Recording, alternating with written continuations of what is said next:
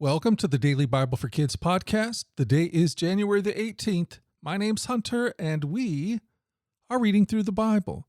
That's something we do every day. We take time in God's Word, and we let His Word take its time on us. Kids from all around the world gather here to listen to these amazing stories from the Bible. And today, we are in the book of Genesis.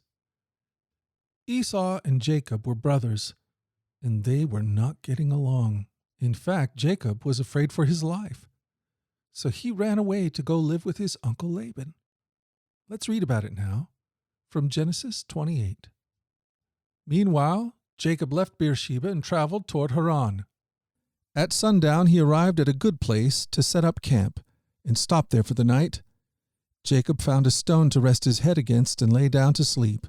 As he slept, he dreamed of a stairway that reached from earth up to heaven, and he saw the angels of God going up and down the stairway. At the top of the stairway stood the Lord, and he said, "I am the Lord, the God of your grandfather Abraham and the God of your father Isaac. The ground you are lying on belongs to you.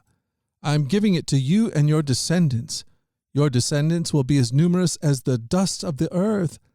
They will spread out in all directions to the west and east, north and south, and all the families of the earth will be blessed through you and your descendants. What's more, I am with you, and I will protect you wherever you go.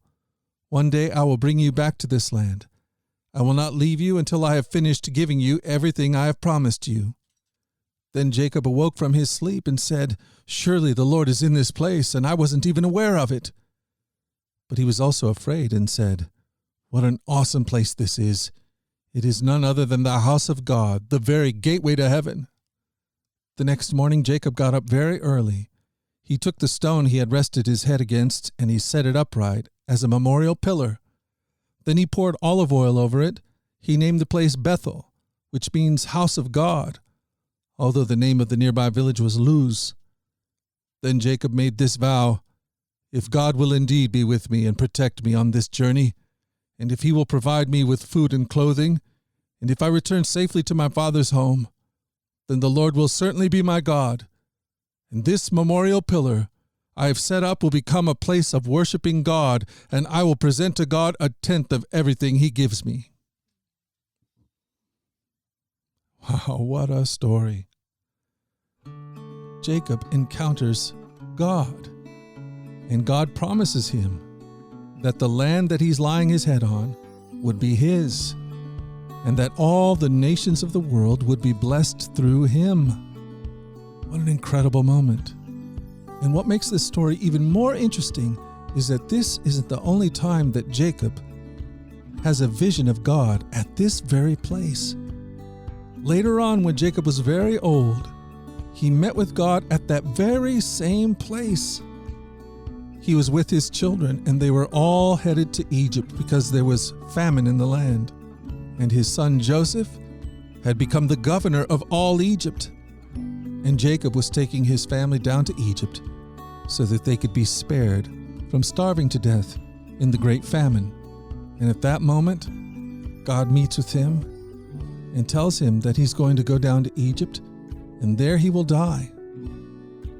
That Joseph, his son, will be with him as he dies, and that someday his bones will return to that land that God had promised him and all his descendants. I'm sure at that moment, it'd be real easy to feel like the promise that God had given him when he was much younger would never come true. But Jacob, he never gave up on that promise. He continued to believe and to trust God, and God continued to prove himself faithful. And that's a good reminder for us too today, that we should always keep praying and never give up. Even when it looks like things are not working out, we can trust that God will be faithful. We can be like Jacob, and we can trust that God is with us and that he cares. And that, my friend, is good news. Well, hey, friends, we've done it. We've done it again. We've spent another day in the Bible, and I plan on being back here again tomorrow to do the same thing, Lord willing. Lord willing and the creek don't rise, I plan on being here. Until that time, let's go forward in God's joy. Let's let his joy be our strength.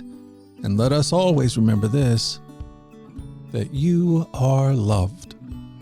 No doubt about it. Alrighty, I'll talk to you again tomorrow. You guys take care. Bye-bye.